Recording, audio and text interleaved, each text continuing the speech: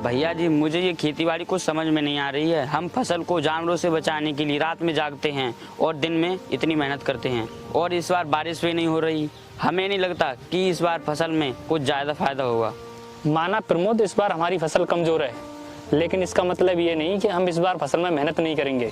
और हाँ, तुम्हें याद है पिछली बार तुम्हारी फसल में कितना मुनाफा हुआ था और तुम कितने खुश थे, और इस बार तुम्हारी फसल कमज़ोर है तो तुम निराश हो रहे हो।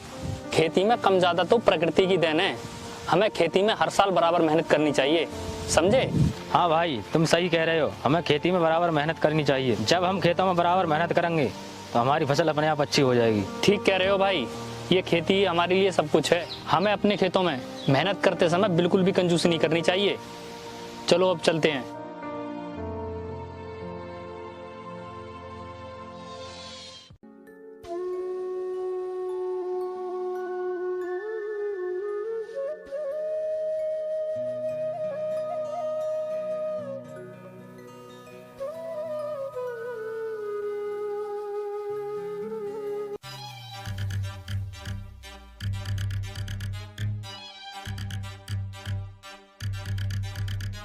ओए यहाँ आओ।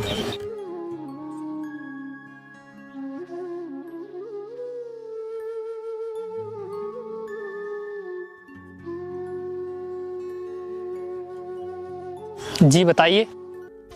ये ज़मीन तुम लोगों की है? हाँ, ये सारी ज़मीन हम लोगों की है। टोटल कितनी है? साहब, हम सब की मिलाकर 10-12 बीघा होगी।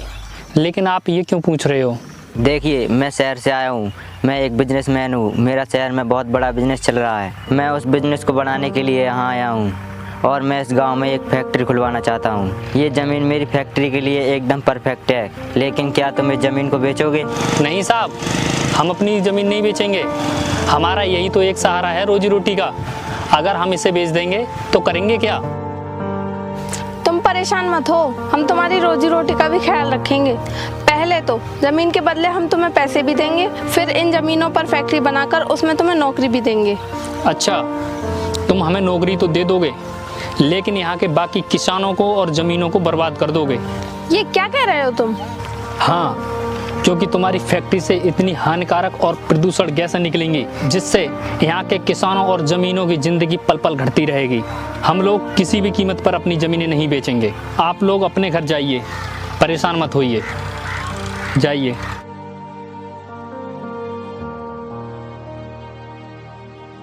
क्या सोच रहे हो तुम लोग? काम करो।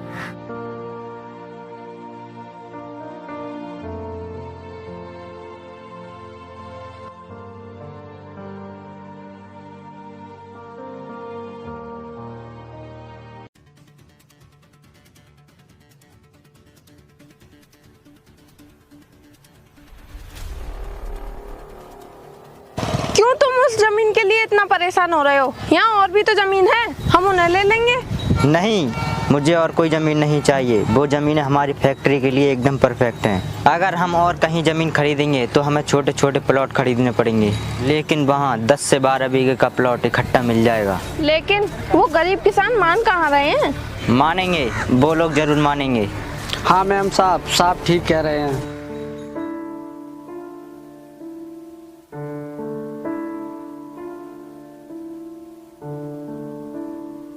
जा रहे हो तुम लोग खेतों में काम करने? तुम लोग इतनी तेज धूप में भूखे प्यासे काम करते रहते हो, क्या मिलता है तुम्हें ये सब करके? तुम लोग साल भर में जितनी मेहनत करते हो उस हिसाब से तुम्हारी फसल बहुत ही कम होती है।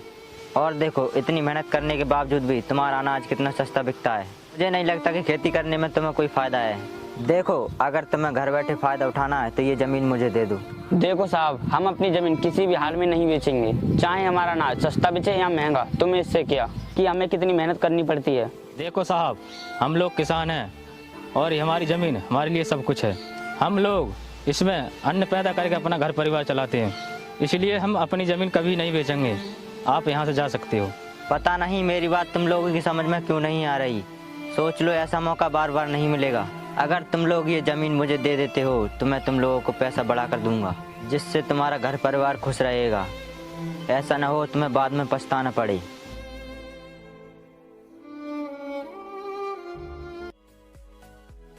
देखो भाई, मेरी फसल इस बार जानवरों ने पूरी तरह से नष्ट कर दी है। मैंने छोटे भाई की कॉलेज की फीस जमा करने के लिए सेठ से कर्ज लिया था, ये कहकर कि फसल पर मैं ब्याज सहित चुका दूंगा। आप ही बताओ भाई, मैं पैसे वापस कहाँ से करूँ? देखो भाई, मेरे माता पिता का काफी दिनों से इलाज चल रहा है भाई। इस बार की फसल में मैंने सारा पैसा कर्ज लेकर लगाया था। मेरे भी घर में पैसे की स्थिति ठीक नहीं चल रही है। तुम दोनों लोग कहना क्या चाहते हो? देखो भाई, जिंदगी में उतार चढ़ाव तो आते जाते रहते हैं, हमें घबराना नहीं चाहिए। उतार चढ़ाव तो प्रकृति का नियम है। हमें दिक्कत परेशानियों का सामना डट कर करना चाहिए, ना कि हमसे दूर भागें। देखो भाई, हम और कर्ज में डूबना नहीं चाहते। हमने सोच लिया है कि हम अपनी जमीन शहर वाले को दे दें। अगर हम ऐसा करते हैं तो पैसा और नौकरी दोनों हमें मिलेंगे। क्या पागल हो गए हो तुम दोनों लोग? एक बार फसल नष्ट होने से सब कुछ खत्म नहीं हो जाता। हम लोग इस बार पिछली बार से ज़्यादा मेहनत करेंगे, फिर हमारी फसल की पैदावार अच्छी हो जाएगी। भगवान पर भरोसा रखो मेरे भाई, एक दिन सब कुछ सही हो जाएगा। देखो भाई, तुम तो पढ़े लिखे हो, तुम शहर जाकर अच्छी सी नौकरी देख लो। कुछ दिनों के लिए हम तुम्हारी खेती बाड़ी संभाल लेंगे। लेकिन भाई, मैं तुम्हें ऐसे हाल में कैसे छोड़कर जा सकता हूँ? बस भाई, हम और कुछ सुनना नहीं चाहते, तुम हमारी चिंता मत करो। हाँ भाई, प्रमोद ठीक कह रहा है। तुम शहर जाकर अच्छी सी नौकरी ढूंढ लो। तुम चले जाओ भाई, हम तुम्हारे शहर जाने का कल इंतजाम कर देंगे। क्या सोच रहे हो भाई?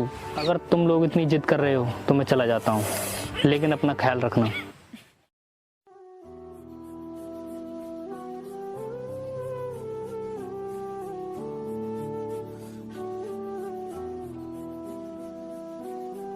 यार प्रमोद, धर्मवीर को 1 साल हो गए शहर में जाए हुए, उसका कोई पता नहीं।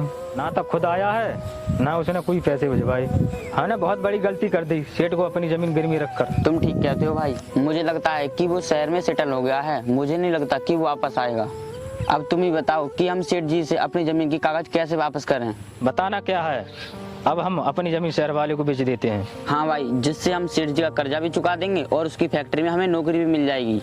हाँ भाई, तू ठीक कहता है।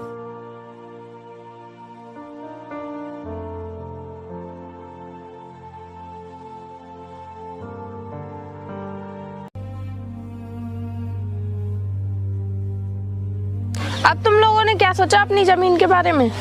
हम तुमसे अभी भी कह रहे हैं कि तुम लोग अपनी जमीनें बेच लो, हम तुम्हें अच्छी खासी कीमत देंगे। हम लोग तैयार हैं अपनी जमीन बेचने के लिए।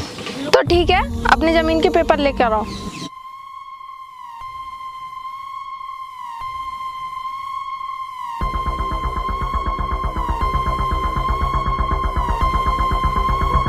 ये लो मैम साहब। ठीक है, तो तुम इन पेपरों पे साइन कर दो।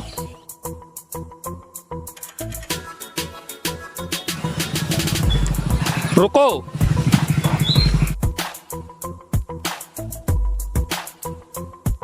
तुम लोग ये क्या करने जा रहे थे? मैं थोड़ा लेट क्या हो गया आने में, तुम लोगों ने अपना फैसला बदल लिया? भाई, हमारे पास कोई रास्ता नहीं बचा था। हमने अपनी सारी ज़मीन गिरवी रखकर सेठ से कर्ज लिया था। वो सेठ बार बार पैसे मांग रहा था। और भाई, हमने तुम्हारे आने की उम्मीद खो दी थी, इसलिए हमने ये रास्ता चुना कि हम अपनी ज़मीन बेचकर सेठ जी का कर्जा चुका दें। ठीक है, सेठ जी का कर्जा तो मैं चुका ही दूंगा। और मैं तुम लोगों का सपना अपने गांव में फैक्ट्री लगाने का कभी पूरा नहीं होने दूंगा। और चले जाओ हमारे गांव से।